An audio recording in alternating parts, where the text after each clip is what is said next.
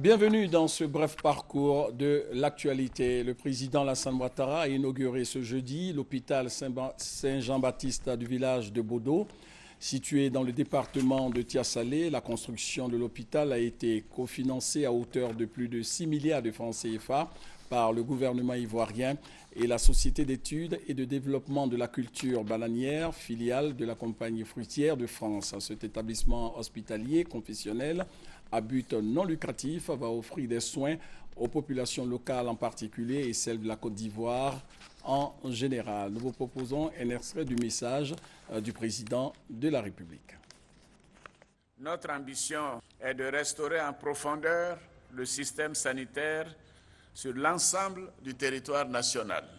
Je voudrais vous assurer que nous continuerons nos efforts pour l'amélioration du système de santé, pour rapprocher davantage les structures sanitaires des populations et faire en sorte que chaque Ivoirien, où qu'il se trouve, ait accès à des soins de qualité.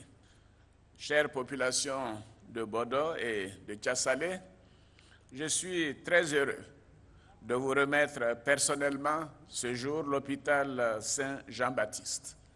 J'ai à cœur de faire oublier aux Ivoiriens les périodes difficiles traversées pendant plus d'une décennie, en raison donc du manque d'infrastructures sanitaires. Je peux vous dire que vous pouvez nous faire confiance, car la Côte d'Ivoire est au travail et la Côte d'Ivoire avance. Après l'inauguration de l'établissement sanitaire, le chef de l'État a animé un meeting au cours duquel Alassane Ouattara est revenu sur son programme d'action, on peut le dire, ses priorités pour la Côte d'Ivoire. Il a parlé de développement économique et social, de réconciliation, de paix, de cohésion nationale, de politique également.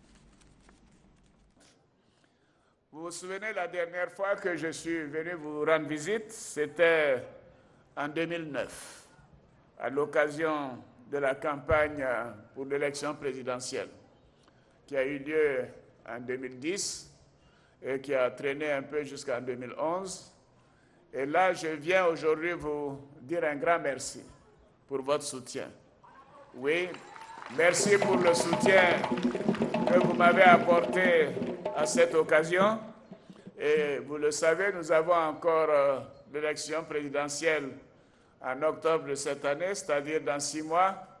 Et je viens demander également votre soutien. Est-ce que je peux compter sur votre soutien?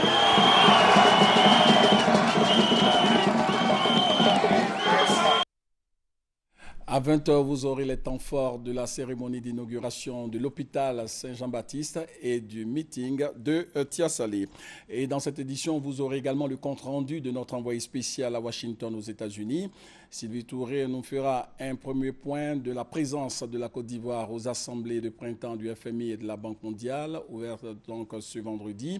Après la cérémonie d'ouverture, avant donc la cérémonie d'ouverture des travaux, le Premier ministre Daniel Kablan-Duncan, comme vous le voyez, a accordé une audience au président du groupe PNB Paribas. Il a été question de la contribution de ce groupe bancaire français dans le financement des projets prioritaires de la Côte d'Ivoire.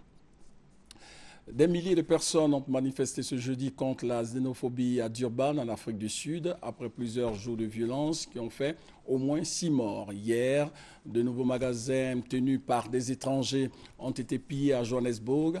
Les immigrés sont accusés de la montée du chômage et de la hausse de la criminalité en Afrique du Sud. Ce jeudi donc, à l'appel des autorités locales et régionales, environ 4000 personnes se sont réunies dans le stade municipal de Durban pour manifester contre la xénophobie avec des pancartes proclamant « Peace and Love », paix et amour et autres slogans pacificateurs. Comme tous les jeudis à 20h, vous aurez le dossier proposé par le service Société de la rédaction. Ce dossier sera consacré aujourd'hui à la chefferie traditionnelle en milieu urbain avec cette question: que représentent aujourd'hui les chefs de village situés en pleine ville tels que le district d'Abidjan? On se retrouve à 20h.